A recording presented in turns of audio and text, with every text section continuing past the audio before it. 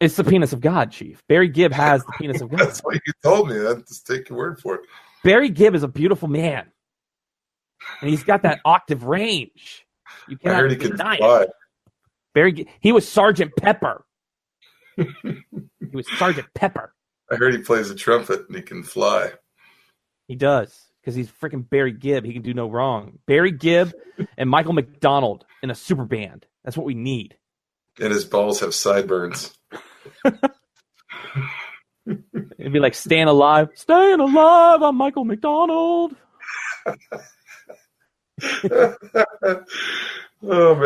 Oh, man.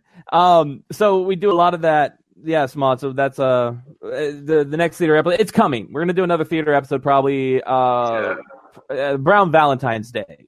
We're talking about doing one around Valentine's Day on the show, so it won't be too long because I'm gonna make Spin do it pretty soon. Yeah, most definitely. We're gonna be doing that. So we talked about the mouse. We've talked about Gimple fucking up The Walking Dead. Yeah. Oh, did I ever finish that? Oh, yeah. Fire still that. Hurt the Chief on that guy's one.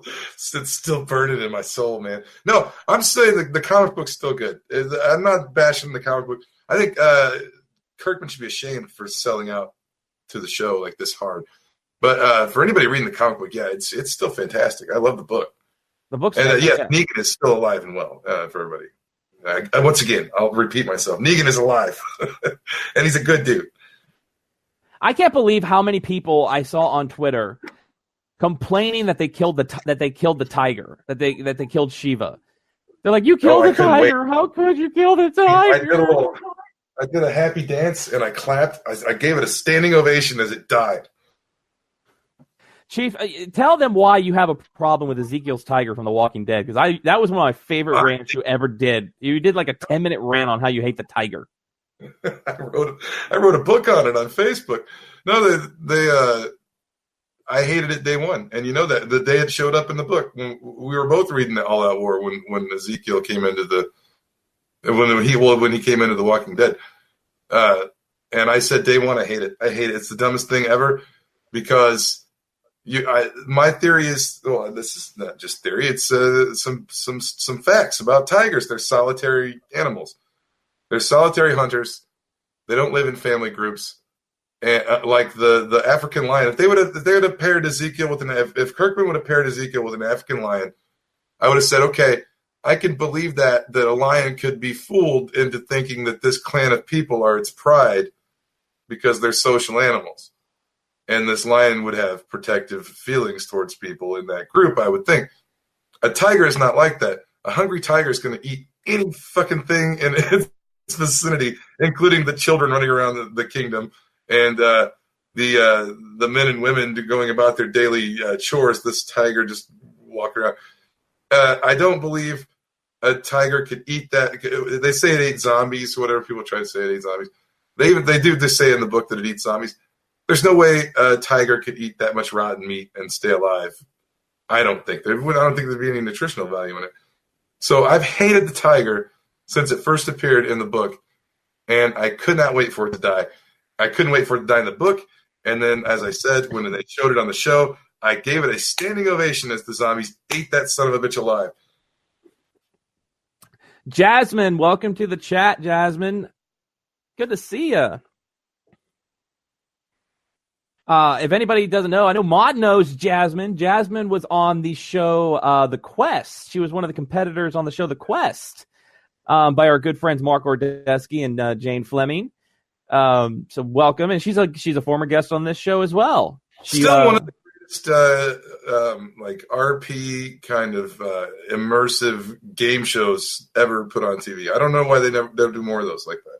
It was Lord of the Rings. It was Lord of the Rings meets freaking Survivor. I mean, that is what it was, and everything was great. The production value. I mean, all the ladies were hot for the Vizier. I don't know how. I mean, they were hot for the Vizier. Another guy's been on the show, actually. He's been on the show as well. Great guy. He's really funny. I like that guy. It's cool. He's actually that was like. Remember, we had the interview with him, and we got flooded with requests to put it up on YouTube. So people can see that full thing. Everybody wanted to see him. It was the cape. So much swish in that cape. So much swish. Jasmine, we were saying, I don't know if you heard me, we were saying we got to have you on so we can do some more cryptids talk. We haven't talked like Bigfoot or the Jersey Devil or Bootstrap Jack or whatever his name is, Boot Heel Jack or whatever in so long. We got to have you back on for that. It's like a Paul Bunyan murderer kind of guy. What's that? It's something. It's like in like England or something. Oh. Mod says the show was awesome. Can't believe we are stuck with it. Okay, let me explain this about The Bachelor. Okay, here's what I don't understand about The Bachelor. Okay, where are the fat nerdy guys on The Bachelor? Why is it always some guy that looks like he walks right out of fucking? Oh no, The Bachelor. It's always some guy who like walks right out of fucking GQ magazine. Well, yeah. Fucking hello. I cannot find a date. I cannot find a woman. Bull fucking shit. You can find a woman, you motherfucking asshole. I mean, look at you. You're fucking Adonis. So where I want fucking fat, nerdy bachelor. I want a guy like us that can talk. That's like, okay, where are you going on your date? It's not, we're going to go on this romantic boat ride and we're going to drink champagne. No, we're going down to the fucking arcade and you better beat my score in Pac-Man. Fuck that, man. If the show's paying for the romantic boat ride, I'm taking that. Fuck. I go to the arcade. But they're also giving you unlimited play on the arcade, Chief. Unlimited.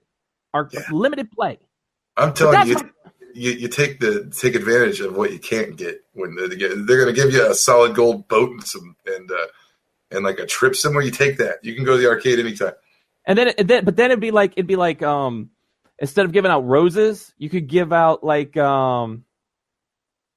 skee ball, Jasmine, all day long. But instead of giving out roses, you could be like Infinity signed by Hickman. Yeah, it's like will you accept this X-Men comic? Will you accept this X-Men comic? That's what it needs to be. That's what it needs to be. That's The Bachelor for me. My first Frank Castle as War Machine issue. Do you accept this copy of Star Fox? Do you accept this copy of Star Fox? Or my signed 0-year Batman? Will you come play some Nintendo with me? That's you got to beat level 1 on Mario. Graphic novels, those things are expensive. That's coming. I'm sure that kind of show's coming one of these days. Maybe not. Maybe people are sick of it. You think people are sick of The Bachelor yet? I don't think it's doing that great. Here's the thing. It's like people watch it, but it's like at the end of the day, those two are not going to stay together, and they're not going to stay married. It's gonna be all over U.S. Magazine and People of they're not together anymore. It's like when Bret Michaels had a freaking show on MTV where he was like, I can't find a girl. I want a girl. Rock of Love. It's like, motherfucker, you're Bret fucking Michaels. I hate that shit more than anything. I hate that Kardashian shit. I hate all that reality. Like, that's not my kind of reality. I like Finding Bigfoot. Like, I know that show's a shit show, but I'm more entertained by that than just about any fucking thing on TV. You don't mean to tell me there was like 20 girls who said, I want to be with Flavor Flav? No. Maybe. 20 girls said, I want to freaking lay with Flavor Flav. Funny things to people. No, I don't watch any of that crap. I'll tell you my favorite shows. One of my absolute favorite shows, as I think I've said before, is Forged in Fire. I think it's on the History Channel, if I'm thinking right. Forged in Fire. They get 4 guys and 4 different 4 guys. They got 4 metal forges in a building, and they get 4 guys and they give them a big hunk of metal and they say, "Okay, make a knife out of this in 3 hours." So it's blacksmith Iron Chef. Exactly. And then and they make a knife, and the worst one goes home, and then they move on to the next thing where you finish the knife, and then they do all kinds of tests on it, like straight tests where they like hack through bones with it. It's like you have to make like a battle ready knife. It has to be a battle ready weapon that can actually hack through shit. And they have to do that. Then they make it. It's like a couple of different shows in one, because you got the first 4 go through this till they eliminate it down to 2 guys. Then 2 guys go head to head and make some ancient weapon from the past that has to be battle ready, like a Roman centurion sword or like a gladiator axe or whatever the fuck it is. They have to make that and then in their own forge and then bring it back and do tests to see which one's better. And they do kill tests. They put ballistic dummies in there and they hack them up with axes. And it's the greatest goddamn show in the world. I love that.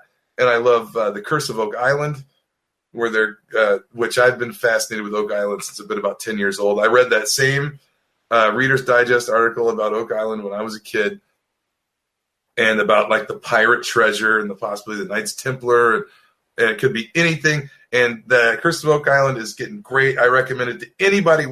If you haven't watched any of the seasons, you could go back and do just a cursory lookup of the history of Oak Island and watch this season. I implore you to watch this season because they're finding shit this year. They've actually went through, for the last 3 years, they've gone through digging it up and looking and narrowing it down to where shit could be. This is the year where they've got it nailed down, and they're actually pulling shit out of the ground now. And this year is really cool. So I even if you haven't seen the other seasons, watch this season because it's really interesting. I got you. The stuff they're pulling out of the ground. Mod says we need more shows like The Quest with great people like Jasmine. I 100% agree with that. Jasmine's been watching Oak Island on and off, and Jasmine likes the show American Ripper. I haven't heard of that one, so I'm going to have to check that one out. Is that the Zodiac one? Is that the one about, or is that a different one? There's one about the Zodiac now that's on, like, after Oak Island, that they're trying to find out who the Zodiac is. There's also one called, like, Finding Hitler, where they're trying to prove that Hitler survived after World War II and lived in Brazil. That one's pretty interesting, too. Definitely. We're coming up on that hour mark. You know what, Chief? We're gonna extend this. We're gonna go a little bit longer. We'll go a little bit longer. We're gonna go longer because this is too much fun. Yeah. How's it going? How's everybody doing out there? Are we doing all right? Good out there. Everybody's alive and kicking. How's it sound? Does everybody sound okay? Can you hear us all right? Who built the Murder Castle? Murder Castle. That's H.H. Holmes. Yeah, in Chicago, right here in my neck of the woods. Chicago. Go down and get your beef sandwich. Dicka. Yeah, Dicka, Polish sausage, the Bears, the Bulls. You know, Baker's Dozen. Psychotronic Man. Psychotronic Man from Chicago. He's from Chicago. That's a great dub. If you haven't seen our commentary for Psychotronic Man, please go check it out on the YouTube. Psychotronic Man. That one is for Jasmine. Has an important question. Yes. Boxers. What the fuck should I do with my son's stupid elf tonight? Do you have a Barbie doll or anything? You know, you could have him with like a pentagram and like sacrificing Barbie to the higher gods. I'm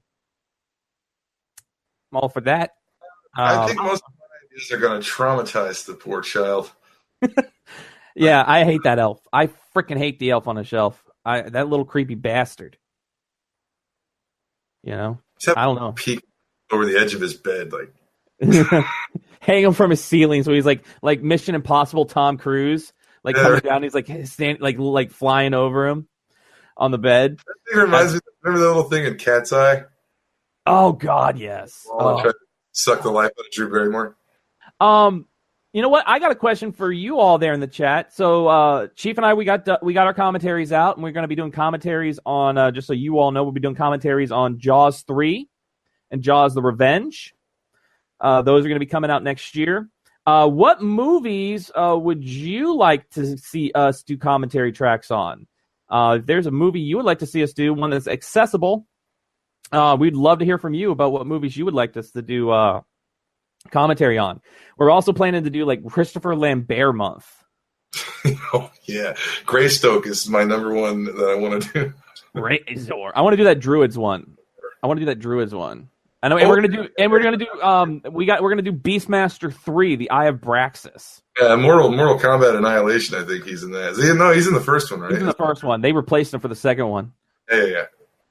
Yeah, we got to do Mortal Kombat too. You will fight in Mortal Kombat.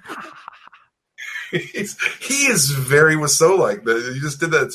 It reminded me of Tommy. He is. He's very Tommy Wiseau-like. The fate of millions depends upon you. The fate of millions. I'm going to watch Druids tonight. That's my after show cool down. We're going to do Druids. Chief and I mean, you watch. Chief and I will probably be doing commentary like Christmas Eve. We're going to be like, fuck it, it's Christmas Eve. Let's go watch a movie. I'll be at my sister-in-law's house, but I'll be home like somewhat early. You'll be home for Christmas. I know my wife would be exhausted after that with all the kids and everything. So